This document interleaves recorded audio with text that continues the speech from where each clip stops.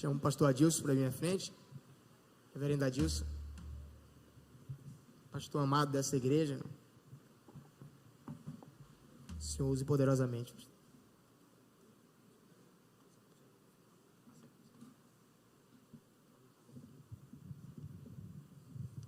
Meus irmãos, graça, misericórdia e paz do Senhor Jesus. Muito bom voltar à Igreja Presbiteriana da Bahia para expor as Escrituras. O culto das igrejas históricas e reformadas tem neste momento de ápice, momento onde Deus fala com você. E certamente você veio para aqui não pensando apenas no congraçamento, nem na figura de quem vai expor as Escrituras, mas desejosa de ouvir a voz do seu Redentor, do nosso Salvador, o Senhor Jesus, que nos redimiu, que nos salvou, que nos justificou, que nos santificou e que em menor medida aqui já nos glorificou. Nós seremos finalmente no dia da redenção, na parousia, quando Ele voltar, glorificados. Estaremos todos com Ele no reino restaurado, sem dor, sem angústia, sem tristeza, sem doenças no corpo e na alma, e viveremos eternamente essa grande fraternidade que é a Igreja de Cristo. Isso aqui é apenas um lampejo, um pouco daquilo que nos aguarda na eternidade feliz. Nós somos peregrinos, estamos no mundo, mas não pertencemos a esse mundo. Estamos de passagem, nos aperfeiçoando e buscando o aperfeiçoamento daquele que é santo por essência, Jesus Cristo, nosso Redentor. Vamos ouvir a voz do Redentor? Abra a sua Bíblia no Evangelho de Marcos, capítulo 4.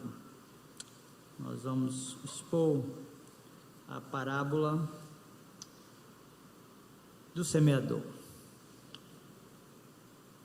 Marcos, Evangelho, capítulo 4, versos do 1 ao 20. Mesmo assentados como estão, você que nos acompanha através do nosso canal, abra sua Bíblia aí, ou acesse-a através do seu aplicativo, no seu smartphone ou no seu tablet, para acompanhar a leitura dessa porção do livro sagrado, da Escritura, que é a palavra de Deus, inspirada, autoritativa e inerrante, mais cortante do que qualquer espada de 2 gumes. Marcos 4, do 1 ao 20, a palavra de Deus nos diz assim: Voltou Jesus a ensinar à beira-mar, reuniu-se numerosa multidão a ele, de modo que entrou num barco, onde se assentou, afastando-se da praia. E todo o povo estava à beira-mar na praia. Assim lhes ensinava muitas coisas por parábolas, no decorrer do seu doutrinamento. Ouvi, eis que saiu o semeador a semear, e ao semear, uma parte caiu à beira do caminho, e vieram as aves e a comeram. Outra caiu em solo rochoso, onde a terra era pouca, e logo nasceu, visto não ser profunda a terra. Saindo, porém, o sol a queimou, e porque não tinha raiz, secou-se. Outra parte caiu entre os espinhos, e os espinhos cresceram e a sufocaram, e não deu fruto. Outra, enfim, caiu em boa terra, e deu fruto, que vingou e cresceu, produzindo a 30, a 60 e a 100 por 1. E acrescentou: quem tem ouvidos para ouvir, ouça. Quando Jesus ficou só, os que estavam junto dele com os 12 o interrogaram a respeito das parábolas. Ele lhes respondeu: a vós outros vos é dado conhecer o mistério do reino de Deus, mas aos de fora tudo se ensina por meio de parábolas, para que vendo vejam e não percebam, e ouvindo ouçam e não entendam, para que não venham a converter-se e haja perdão para eles. Então lhes perguntou: não entendeis essa parábola? E como compreendereis todas as parábolas? O semeador semeia a palavra. São esses os da beira do caminho, onde a palavra é semeada, e enquanto a ouvem, logo vem Satanás e tira a palavra semeada neles. Semelhantemente, são esses os semeados em solo rochoso, os quais, ouvindo a palavra, logo a recebem com alegria, mas eles não têm raiz em si mesmos, sendo antes de pouca duração. Em lhes chegando a angústia ou a perseguição por causa da palavra, logo se escandalizam. Os outros, os semeados entre os espinhos, são os que ouvem a palavra, mas os cuidados do mundo, a fascinação da riqueza e as demais ambições, concorrendo, sufocam a palavra, ficando ela infrutífera. Os que foram semeados em boa terra são aqueles que ouvem a palavra e a recebem, frutificando a 30, a 60 e a 100 por um. Curve a sua fronte, você que está acompanhando-nos também pelas redes sociais. Vamos orar mais uma vez. Meu Senhor, em nome de Jesus, teu Filho bendito, nosso pastor por excelência, grande pastor das ovelhas. É por ele, por seu sacrifício eterno, perfeito e suficiente, que nos achegamos a Ti, confiados na mediação de Jesus Cristo, que é o sumo sacerdote no Teu altar, para Te suplicar, como ovelhas do Teu redil, povo do Teu pastoreio, nós que estávamos mortos dos nossos delitos e pecados, que vivíamos como ovelhas que não têm pastor, mas que fomos atraídos a Ti mesmo por meio do Teu Filho. Nós Te suplicamos agora, como fizestes no passado, envie dos céus o maná, o pão que sacia toda a fome, e alimente-nos pela palavra, fortaleça-nos, aperfeiçoe-nos, para que a nossa vida e caráter seja segundo Cristo, para que no abrir da nossa boca, a palavra da graça seja ministrada aos perdidos, traga edificação à igreja, aqueles por quem Cristo morreu. Promove a glória de Jesus, Senhor. É a nossa oração e súplica, no nome de Cristo. Amém. Meus irmãos, há um movimento mais para a segunda metade, ou o final da segunda metade do século XX, cujo objetivo tem sido o de diminuir a importância e o valor do estudo da teologia. Isso tem afastado algumas pessoas do conhecimento teológico, sob a tese de que a teologia, ela mata o vigor espiritual, sob a tese de que a teologia cria uma geração de pessoas áridas, sem vida, sem esperança e mais voltadas para as discussões inócuas e sem sentido do que o alcance dos perdidos. Meus queridos, nós queremos diminuir os efeitos dessa tese, que tem sido inclusive defendida por alguns irmãos queridos que vivem espalhados também nas igrejas reformadas, advertindo a igreja sobre a importância do estudo teológico. Dificilmente alguém chegará a um nível de conhecimento de Cristo, da sua obra, da sua vida, da sua morte, da sua ressurreição, a importância daquilo que ele fez e do que ele continua fazendo, se não tiver disposição de mergulhar no ensino teológico. Quando nós inicialmente trazemos essa advertência à igreja acerca da importância do conhecimento da teologia, nós levamos em consideração que a Bíblia não é um livro comum e fácil de ser interpretado. Nós temos algumas dificuldades naturais para interpretar algumas passagens das Escrituras. Temos aquilo que os teólogos definiram como os chamados abismos. Nós temos um abismo temporal. O texto produzido no Novo Testamento está afastado de nós há quase 2000 anos. Nós temos um abismo linguístico. A escritura e a produção literária do Antigo Testamento foi feita na língua hebraica, em menor proporção também no aramaico. Nós temos no Novo Testamento uma produção literária voltada para a língua grega.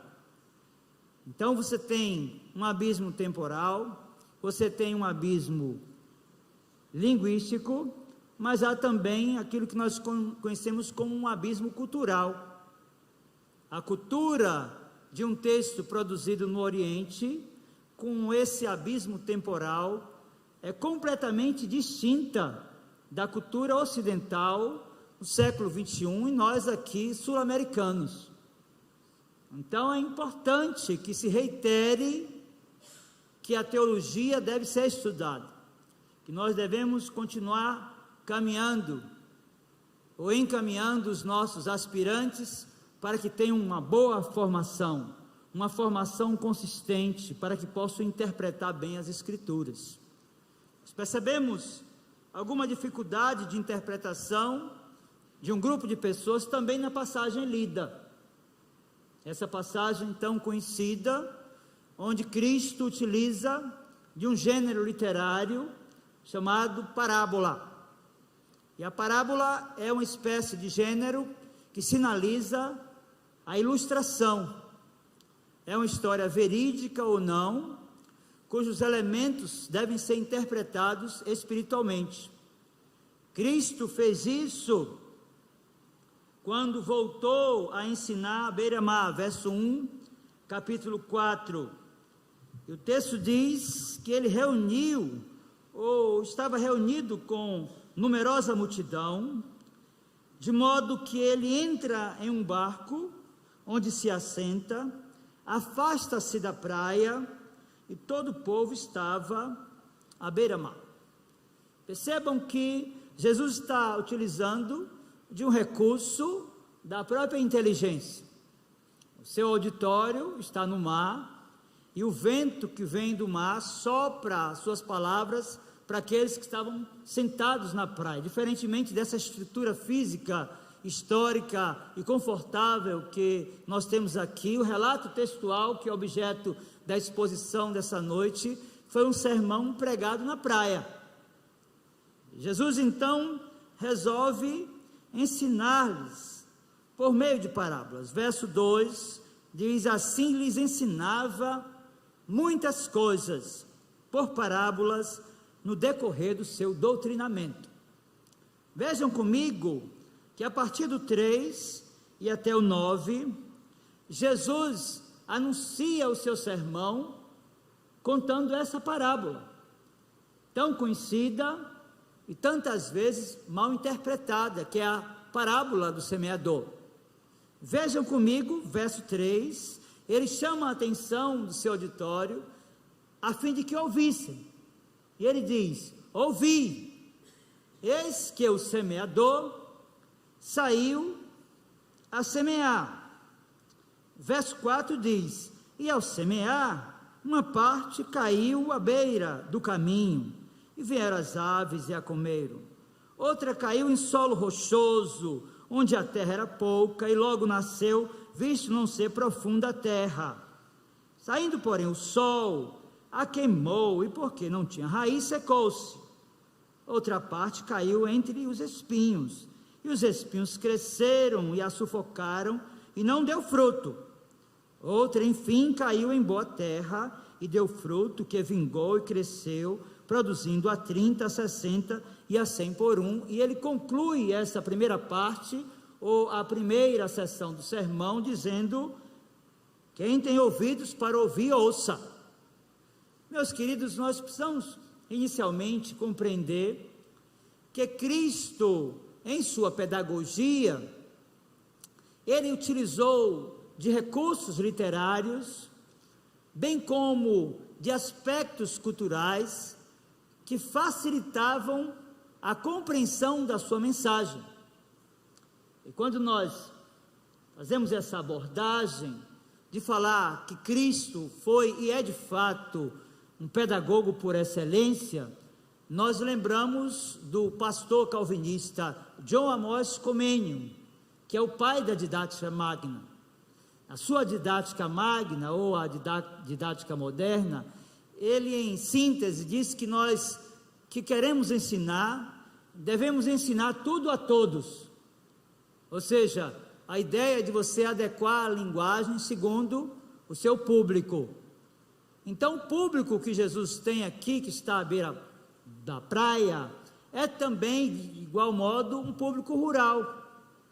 É como se você estivesse aqui no nosso litoral, que é tão bonito, aqui no litoral norte, e você tem aquele lado, indo daqui para lá, direito, que fica mais próximo da praia, mas você tem um lado mais voltado para um ambiente rural, que é o lado esquerdo, que se distancia mais.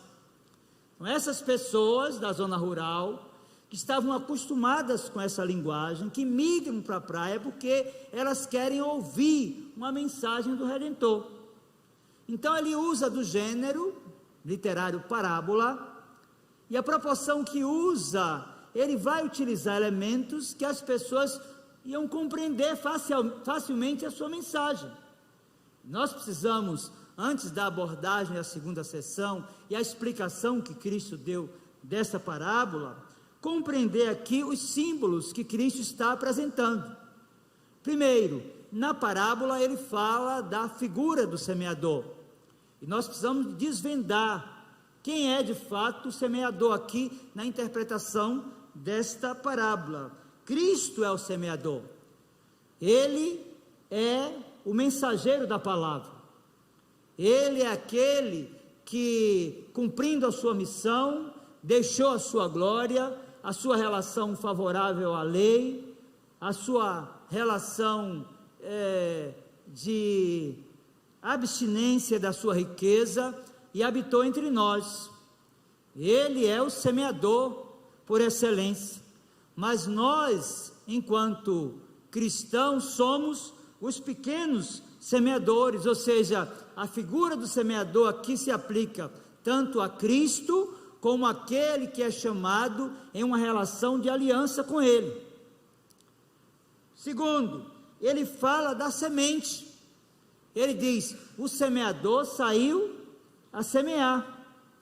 Imagine a facilidade que aquelas pessoas da zona rural tinham de criar imagens deles mesmos, que selecionavam a semente, que esperavam tempo próprio para lançá-la, e eles sabiam que, de fato, significava a semente.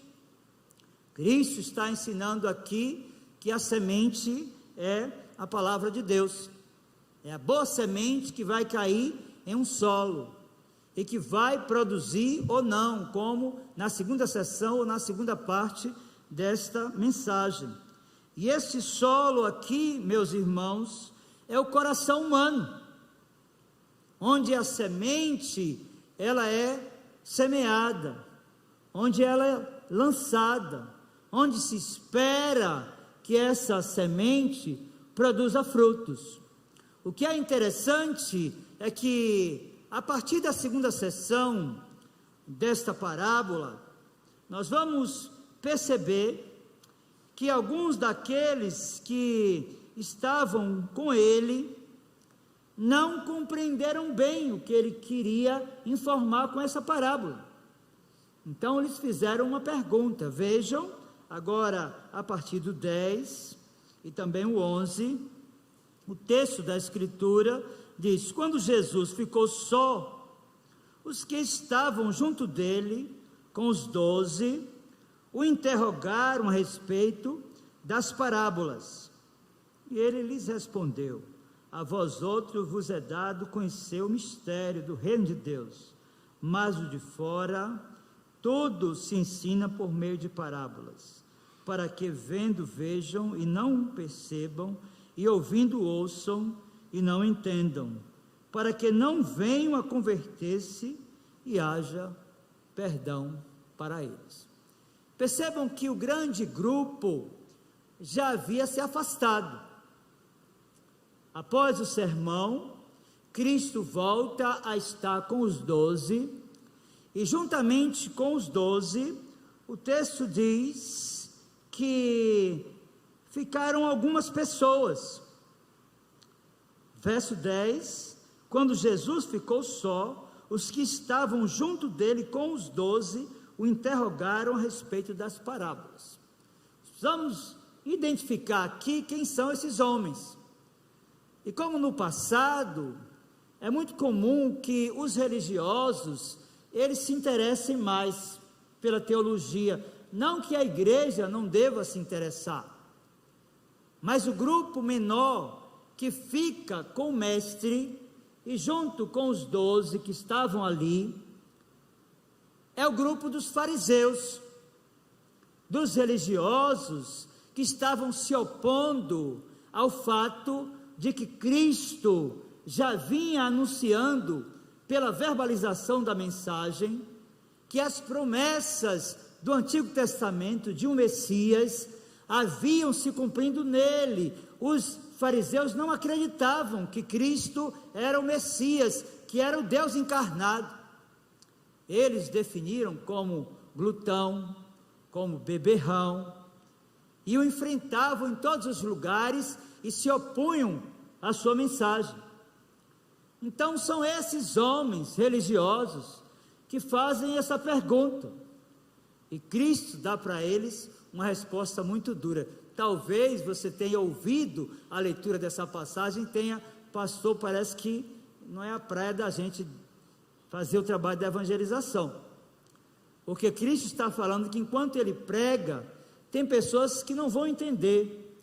Cristo está falando que enquanto ele prega, parece que é para potencializar a ira de Deus sobre algumas pessoas, porque ele diz que aquele grupo de pessoas religiosas, a vós outros vos é dado conhecer o mistério do reino de Deus. Ele está falando agora dos apóstolos, dos 12 que estavam com ele. Mas aos de fora, vejam como é dura essa mensagem, eles estavam ali. Há aqui uma espécie de segregação. Tudo se ensina por meio de parábolas. A dureza aqui está no verso de número 12, porque a Escritura vai dizer que para que eles vejam e não percebam, e ouvindo, ouçam e não entendam, mas para que não venham a converter-se e haja perdão para eles. Pastor, como é essa história aí? Meus irmãos, nós precisamos entender algumas coisas aqui, e a pregação expositiva nos traz esse desafio de explicar o texto, buscando contextualizá-lo à nossa realidade. Há ao menos 3 teorias aqui, para entender Marcos capítulo 4, versos 11 e 12. A primeira teoria é que Marcos teria se equivocado no registro das palavras utilizadas pelo Senhor Jesus, das palavras faladas pelo nosso Mestre. A segunda teoria é que, se as palavras são verdadeiras, Jesus teria brincado com o tema, e o seu real desejo não era dificultar o acesso à mensagem e a conversão de ninguém. Antes, seu desejo foi de fazê-los entender o contrário. Meus queridos, nós não encontramos Cristo brincando com coisas que têm relação com o reino de Deus. Então essa tese, ela é uma tese sem graça e sem sentido. Segundo, nós não encontramos do Gênesis ao Apocalipse qualquer tipo de erro. Isso porque a Escritura é inspirada, ela é autoritativa e ela é inerrante. É a voz de Deus falando com a igreja. Então essas duas teses, elas não conseguem se sustentar. Então, pastor, como é que a gente vai entender essa passagem da Escritura? Meus irmãos, ele falou desse jeito, o Senhor Jesus falou dessa forma, em decorrência dos fariseus, da intenção do coração daqueles homens. É importante nós compreendermos que esses homens já tinham uma relação de afeto e de afinidade com aquilo que nós conhecemos como a blasfêmia contra o Espírito Santo. E a blasfêmia contra o Espírito Santo, que é definido como o único pecado imperdoável, é a resistência do pecador em reconhecer Deus falando com ele e não aceitar a mensagem de arrependimento de pecados. Cristo está citando aqui literalmente o texto do livro do profeta Isaías, no capítulo 6, versos 9 e 10, quando o profeta tratou de gente que viveu como os fariseus da época de Cristo. Afinal, houveram judeus que, mesmo estando na nação que Deus chamou para uma relação com aliança, que nunca aceitaram a voz profética de Cristo falando pelos seus servos. Então Cristo está citando Isaías capítulo 6, versos 9 e 10, mas o pecado declarado aqui e a dificuldade imposta pela Escritura é para aqueles que ouvem, mas que não acolhem a palavra da graça. De modo que ele já havia tratado sobre esse tema, o tema da blasfêmia contra o Espírito Santo, nesse mesmo Evangelho de Marcos, capítulo 3, verso do 28 ao 30, a Escritura diz: em verdade vos digo, que tudo será perdoado aos filhos dos homens, os pecados e as blasfêmias que proferirem, mas aquele que blasfemar contra o Espírito Santo, não tem perdão para sempre, visto que é réu de pecado eterno. Isto porque diziam: está possesso de um espírito imundo. Então percebam que não é objetivo de Cristo, nem deve ser objetivo da igreja quando assume esta missão de tornar-se semeador. Isso nós falamos enquanto instituição, enquanto pessoas, dificultar o acesso de ninguém ao reino de Cristo. Cristo está se comunicando com um pequeno grupo de fariseus que estavam ali para tentar diminuir os efeitos da sua missão, para tentar fazer com que as pessoas tirassem o olhar daquilo que ele estava fazendo, não apenas pela verbalização da palavra, mas sobretudo pela encarnação e pela sua obra vicária e substitutiva. De fato, meus irmãos, que nós percebemos pela palavra de Deus, que ela sempre cumpre aquilo que apraz ao Senhor. É importante compreender que ela jamais volta para Deus vazia. Ela cumpre tanto o objetivo de revelar graça e trazer à mente humana a capacidade de confessar os pecados, deixá-lo e seguir a pessoa de Cristo, como ela exerce juízo àqueles que querem viver demasiadamente em pecado, de modo que Cristo está comunicando esta verdade da palavra de Deus para despertá-los da sua desobediência, despertá-los daquilo que eles estavam fazendo naqueles dias, tentando diminuir os efeitos daquilo que Cristo estava fazendo. Meus irmãos, o apóstolo Paulo, escrevendo à igreja de Roma, no capítulo 1, também tratou sobre esse assunto, a saber que a palavra de Deus também tem esse sentido de condenar aquele que ouve e não atende, e não acolhe. Paulo escreve à igreja de Roma, no capítulo 1, a partir do versículo 24 e até o 27, e diz: por isso, Deus entregou tais homens a imundícia, pela concupiscência do seu próprio coração, para desonrarem o seu corpo entre si, pois eles mudaram a verdade de Deus em mentira, adorando e servindo a criatura em lugar do Criador, o qual é bendito eternamente. Amém. Por causa disto, vejam, os entregou Deus às paixões infames, porque até as mulheres mudaram o modo natural de suas relações íntimas por outro contrário à natureza. Semelhantemente, os homens, também deixando o contato natural da mulher, se inflamaram mutuamente em sua sensualidade, cometendo torpeza, homens com homens, e recebendo em si mesmo a merecida punição do seu erro.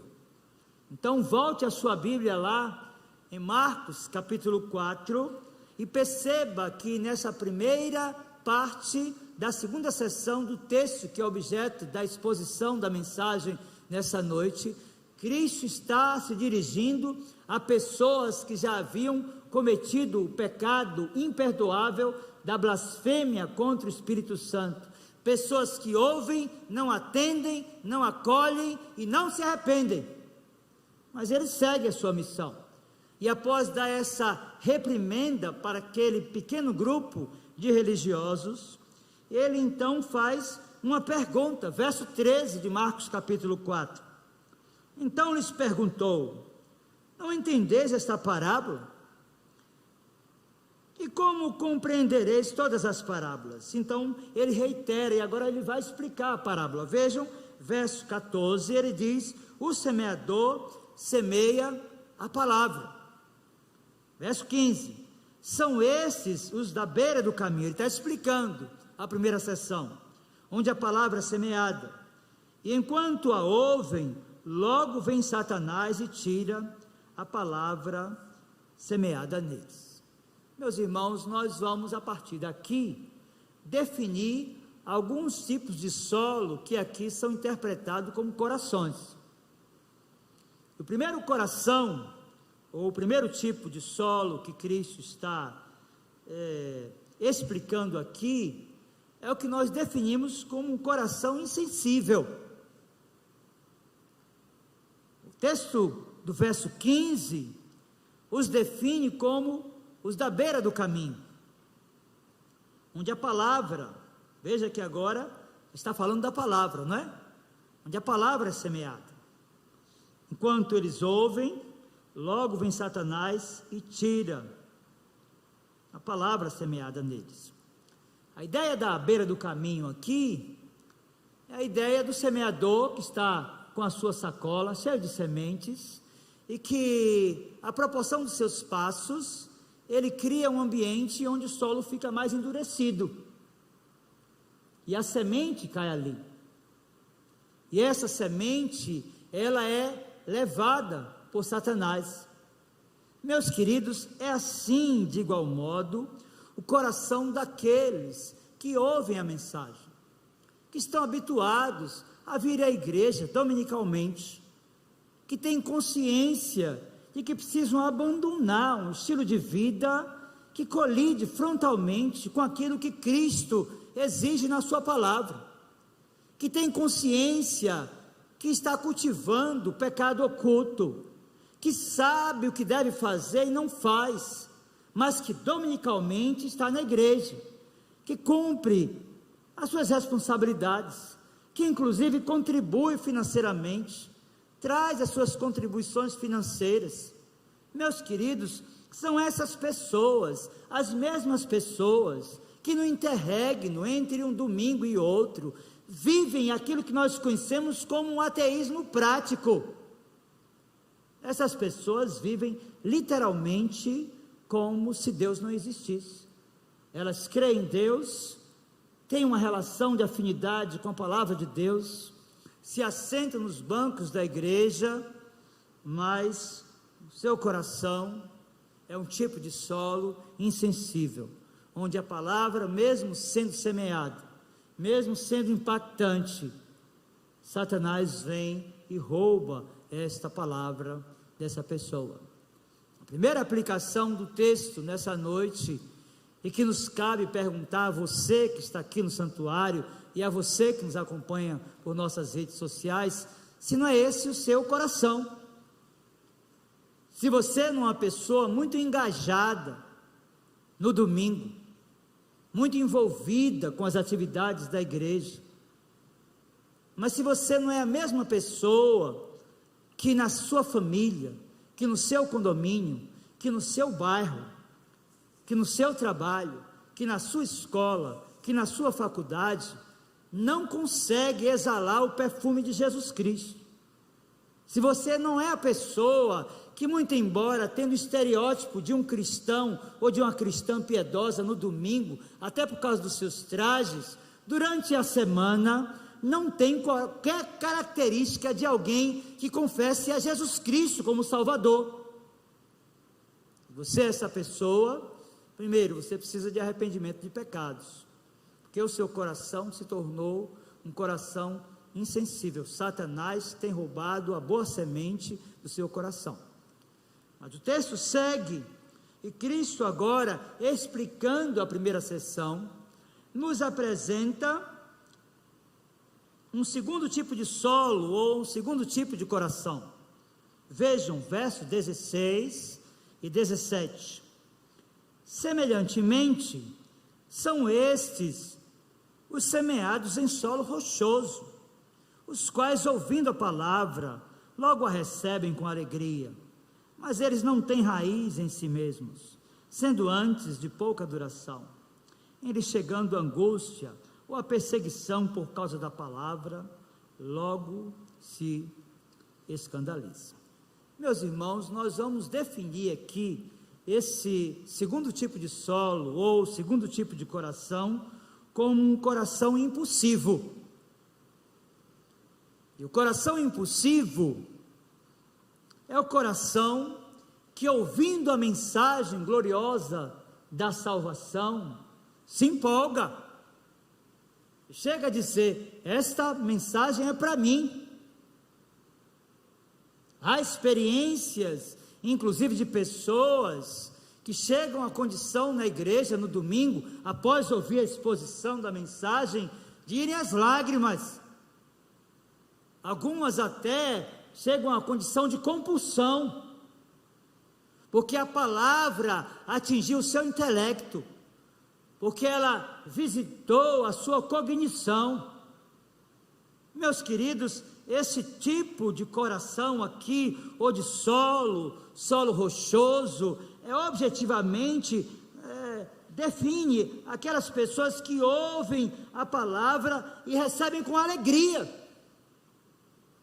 Me lembro de um dos acampamentos que nós fizemos lá na igreja, no interior, em que uma jovem, no culto de domingo, após a mensagem, os apelos de arrependimento de pecados e do acolhimento de uma nova vida e da renovação da mente, chorou aos prantos, foi chamada à frente.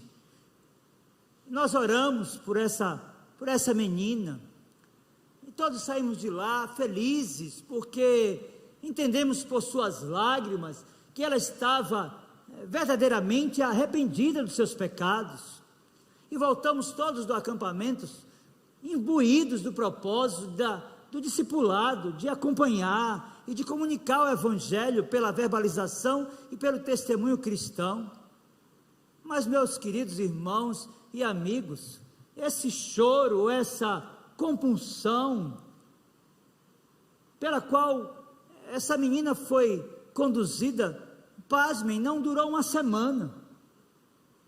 Logo ela estava vivendo a mesma vida, e quando procurada, ela não queria mais ter qualquer contato com a palavra de Deus, com o povo de Deus. Meus irmãos, há pessoas assim na igreja que chegam, que choram, que assumem cargo de liderança, mas são como esse coração impulsivo, que abraçam com alegria a mensagem e a palavra, mas o verso 17 diz: mas não tem raiz em si mesmos, sendo antes de pouca duração. Meus irmãos, é fácil para nós pensarmos em pessoas que andaram bem na igreja, que frequentaram bem a igreja, que contribuíram com a igreja, mas que hoje distanciaram-se, não querem mais serem procuradas, não têm qualquer desejo de relacionamento, não apenas com a instituição, mas de forma especial com aqueles que fizeram parte da sua relação de afetividade. Meus irmãos, a nossa enologia nos mostra que de fato esta é a verdade da palavra de Deus.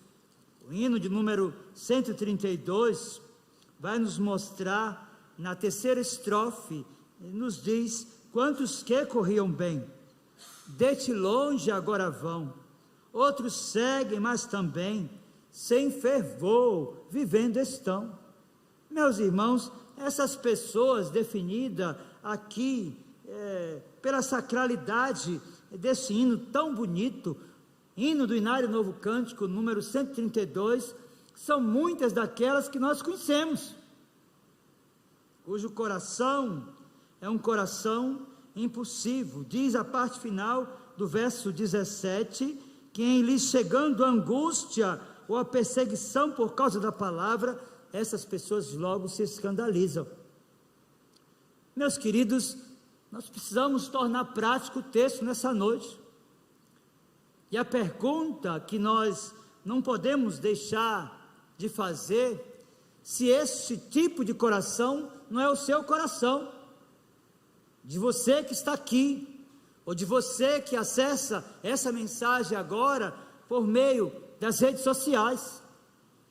É interessante a compreensão de que há um cenário sendo montado para que Cristo volte, e como a apostasia ela vem se alastrando, já tomou toda a Europa e também já está aqui na América Latina e na América do Sul, saiba que a adesão àquilo que é concreto, que é absoluto, lhe custará perseguição. E se você não estiver pronto ou pronta para acolher os insultos e para compreender que você está no mundo, mas não pertence a esse mundo, que a sua casa, que o seu lar não é aqui, saiba que, como esta pessoa, cujo coração é impulsivo, você corre o risco também de desviar-se. Se você ler a Escritura, lá no último livro da Bíblia, Apocalipse de João, capítulo 10, você vai ver que João tem uma experiência quando ele toma a palavra de Deus e a degusta. Apocalipse 10, verso 10 diz: tomei o livrinho da mão do anjo e o devorei, e na minha boca era doce como mel. Quando porém o comi, o meu estômago ficou amargo.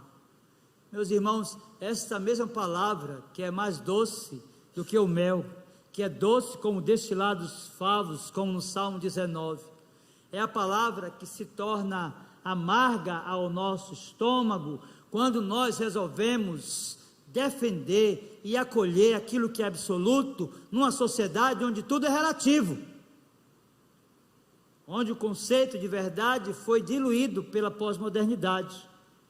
Então, o que nós temos aqui, neste segundo tipo de solo, ou segundo tipo de coração, é Cristo falando sobre os perigos de um coração impulsivo. Nós devemos acolher com alegria a palavra, mas permanecer também com esta mesma motivação quando formos perseguidos e hostilizados. Mas o texto segue, e Cristo agora apresenta ao seu auditório um terceiro tipo de coração. Vejam o verso 18 e também o verso 19. O 18 diz: os outros, os semeados entre os espinhos, são os que ouvem a palavra.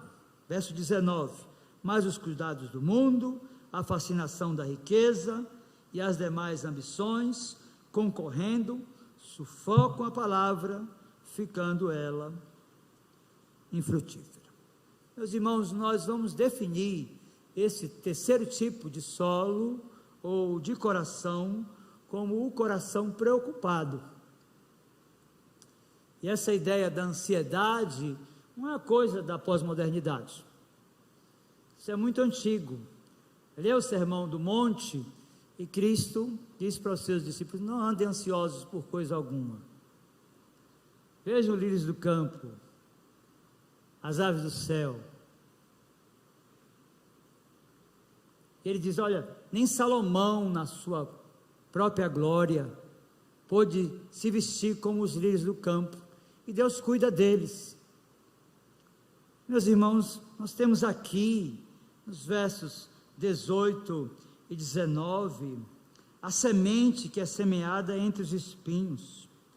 São aquelas pessoas que ouvem a palavra, mas que são assediadas, diz o texto, pelos cuidados do mundo. Meus queridos, esse mundo da edição das imagens, onde tudo é editado, das redes sociais, cuja beleza é exuberante, incompatível muitas vezes com a realidade, tanto de pessoas quanto de estruturas. É o mundo que tem enganado e matado muitas pessoas e famílias. O texto mostra que essas pessoas, elas ouvem a palavra, mas o cuidado do mundo, essa relação de consumo, de entrega, de dedicação, termina sufocando a palavra. O texto diz ainda que a fascinação da riqueza e as demais ambições concorrem e sufocam a palavra, e essa palavra fica infrutífera na vida dessas pessoas. Meus queridos, nós precisamos entender aqui que nós vivemos na sociedade do consumo, e essa ideia do consumismo, ela foi inaugurada por volta das décadas de 40 e 50 do século passado no Brasil. E essa ideia desse consumismo exacerbado, que tem levado inclusive muitas pessoas a consultórios para psicoterapia, também chegou nas igrejas evangélicas brasileiras, por meio dos pressupostos de E.C. Kenyon e Kenneth Hagin, que são os proponentes do evangelho da prosperidade ou da confissão positiva. Esse evangelho que promete saúde, que promete riqueza e vida fácil, chegou ao Brasil pelos braços de Edir Macedo, o bispo da Igreja Universal do Reino de Deus, cujo slogan é: pare de sofrer. Meus queridos, Cristo jamais prometeu riqueza a ninguém. Quem prometeu riqueza e os reinos desse mundo foi Satanás. E há muitas pessoas que deixaram o ambiente fraterno da igreja, que já não tem mais tempo para os cultos dominicais, que não tem mais interesse pelas programações. Há muitas pessoas que abdicaram do cuidado com a família, porque entenderam que um concurso público, ou que o ingresso em uma faculdade, em um curso de alto prestígio social, um mestrado, um doutorado, ou um pós-doc, são mais importantes do que o cuidado com seu maior patrimônio, que é a sua família. Meus queridos, obviamente que não há nenhum problema em que alguém possa se devotar ao estudo para passar em um concurso público. Obviamente que não há qualquer problema em que alguém possa se devotar em passar em cursos em universidades públicas e privadas de alto prestígio social. O detalhe é que nós não podemos fazer isso em detrimento do nosso maior patrimônio, que é a nossa família. Há muitas pessoas que, por terem se rendido a esse consumismo, por terem atendido aos cuidados do mundo, à fascinação das riquezas e às demais ambições, chegaram ao nível mais alto na pirâmide social, mas infelizmente tiveram que buscar ou levar filhos para centros de recuperação. Cristo está advertindo aqui, meus queridos, acerca do coração preocupado, de pessoas que não compreendem nem a soberania, nem a providência de Deus. Assim como Deus cuida dos pássaros, assim como Ele cuida dos lírios, Ele cuida também da sua igreja. Portanto, nos cabe aqui uma pergunta: você é essa pessoa? O seu coração pode ser definido aqui como um coração preocupado? Você está sentado aqui nesse santuário, nessa bancada, ou você está me acompanhando pelas redes sociais, mas a sua mente está produzindo preocupações com o dia de amanhã, o que você vai comer, o que você vai vestir, o que você vai fazer. Cristo está chamando a sua plateia, o seu auditório, para que atenda a sua voz, e Ele vai concluir esta bela parábola com o último tipo de solo, ou tipo de coração, no verso de número 20. Então vejam, o 20 diz: os que foram semeados em boa terra, são aqueles que ouvem a palavra e a recebem, frutificando a 30, a 60 e a 100 por um. Meus irmãos, esse último tipo de solo, ou tipo de coração aqui, é um coração responsivo ou fértil. A ideia de fértil aqui é a ideia de fertilidade ou de fertilizante. Aqueles que são, ou que já tiveram algum contato com a zona rural, sabem que para que uma colheita obtenha êxito, ela precisa de que se utilize fertilizantes. E as árvores ficam muito bonitas e produzem às vezes mais do que o normal. Cristo está afirmando que a semente que é semeada em boa terra são aqueles que ouvem e recebem a palavra. Meus irmãos, é óbvio, e nós precisamos de compreender isso aqui. E é necessário abrir e fechar um parênteses para falar sobre vocação. Na vocação geral, a semente é lançada, a igreja escuta a mensagem, mas nem sempre a pessoa chega a uma condição de arrependimento de pecados. Porque na vocação geral, quando a palavra é pregada e o pecador não é visitado pela obra poderosa do Espírito, pela palavra, ele pode resistir à voz de Deus, de modo que ele vai continuar vivendo da mesma forma. Mas o fertilizante aqui, ou o coração que é responsivo, que é fértil, é aquele cuja pregação encontra guarida no coração, não pela retórica do pregador, ou por sua capacidade interpretativa, mas pela ação soberana de Deus, de na eternidade escolher o pecador, para que a palavra ministrada possa encontrar guarida no seu coração. Isso é o que nós conhecemos na teologia como vocação eficaz ou graça irresistível. É a voz do Evangelho, a mensagem de arrependimento de pecados, que o pecador não pode resistir. Em síntese, quem prepara o coração é de fato o semeador, o Cristo. A sua semente, que é a boa palavra, só poderá fertilizar no coração se o Espírito fizer a obra que nenhum homem pode fazer. Nós iniciamos a mensagem, esse estudo bíblico nessa noite, falando desse declínio de muitas pessoas acerca da necessidade do estudo teológico. Eu quero concluir reiterando a importância do estudo da boa teologia, mas não apenas isso, perguntando para você, dentro da explicação dessa passagem bíblica, que tipo de solo é o seu coração? Seu coração é um coração insensível, que ouve, mas que Satanás vem e rouba? Seu coração é um coração impulsivo, você acolhe com alegria, mas em vindo a perseguição e a angústia, você cai fora, adianta o seu lado?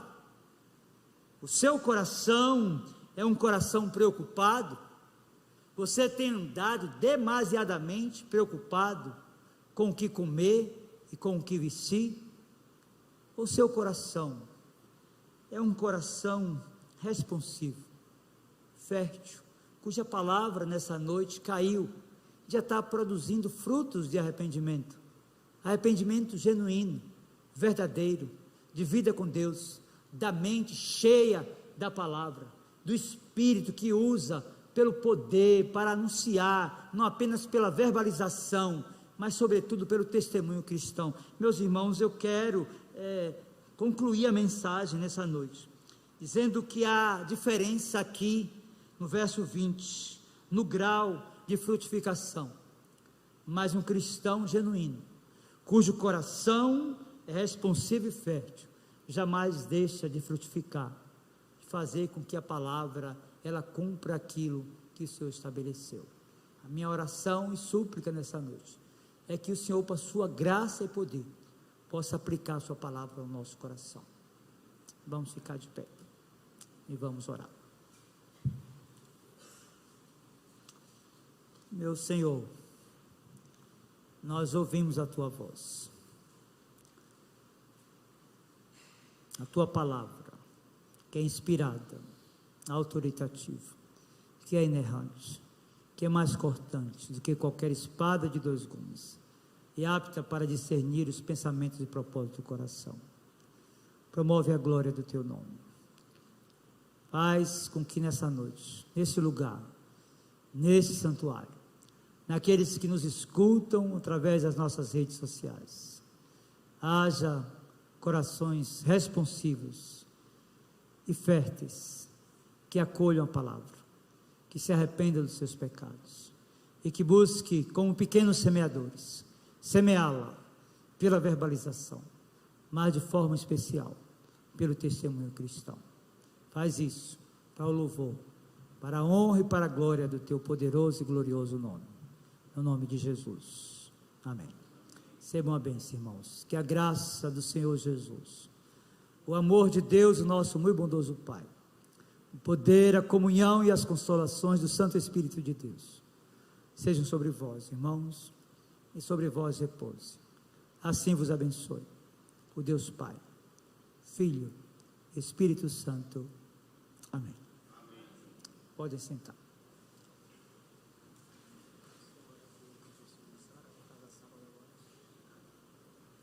Muito bem. Gente, nós temos pessoas nos visitando. Se você está nos visitando essa noite, pode ficar de pé, por favor, para que a gente possa lhe conhecer e lhe saudar. Muito bem, um jovem aqui do lado esquerdo. Quero pedir às pessoas que estão próximas para saudá-los, convidá-los a voltar à nossa igreja. Próximo domingo pela manhã, às 9, escola, culto matinal, e às 10h30 nós temos a escola bíblica dominical. Voltem para ouvir a mensagem também. No domingo, o reverendo Leandro Pinheiro estará aqui pregando a palavra de Deus. À noite, às 18 horas, não é? Temos culto de oração também, terça-feira, às 6 da manhã, não é? São convidados. E bem-vindos, estamos felizes com a presença de vocês aqui, tá bom? Bem, vocês têm avisos? Não? Muito bem, então, nossa oração, que Deus abençoe vocês. Muito bem. Rapaz, já vai ser sábado, é? Venham cá para a gente orar. Vinícius e Sara. Gente, casamento, família, é bênção de Deus, não é? Não entre nessa de que família é uma instituição falida, porque isso é aos olhos da sociedade, da sociologia, da psicologia, da antropologia, do que seja. Para a teologia, a família é a célula máter da sociedade. E quando um casal cristão, como vocês, estão imbuídos da glória de Deus, oram, esperam, entendem que a relação deve ser uma relação de aliança, fogem das relações que estão distanciadas da verdade da Escritura, ou seja, Deus não tem relação com namoro misto, nem namoro evangelístico, viu?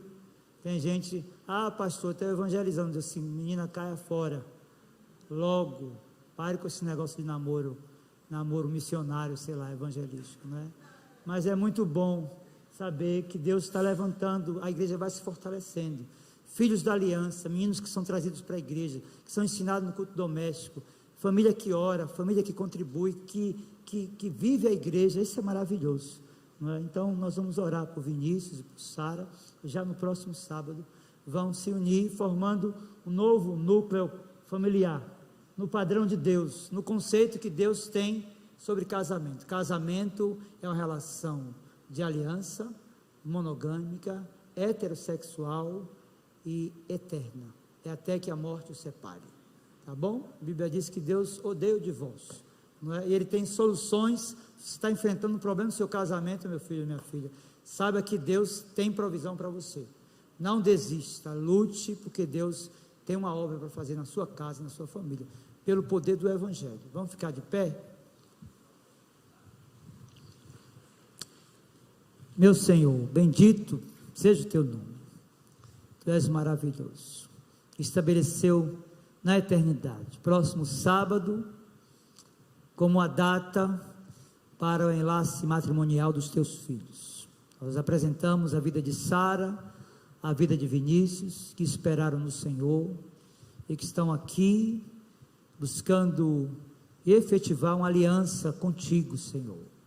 Nós queremos implorar a tua bênção, que esse casamento seja um marco de uma família forte, que compreende o Evangelho, que vive o Evangelho, e que seja também uma agência para que a mensagem do Cristo que ressuscitou seja pregada, que as suas necessidades sejam todas supridas, e que a vida seja plenamente feliz, que eles sejam felizes, Senhor, alegres e satisfeitos no Senhor, que eles busquem a Ti em cultos domésticos, e que façam com que a família da aliança cresça, trazendo a sua descendência, as crianças que são herança do Senhor, no tempo próprio, para que a igreja cresça e seja edificada e fortalecida.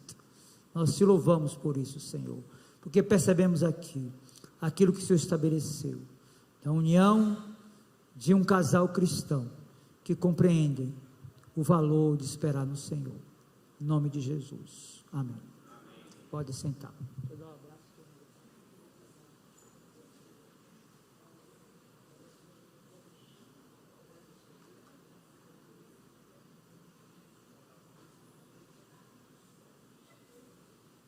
Deus abençoe, gente. Estamos encerrando.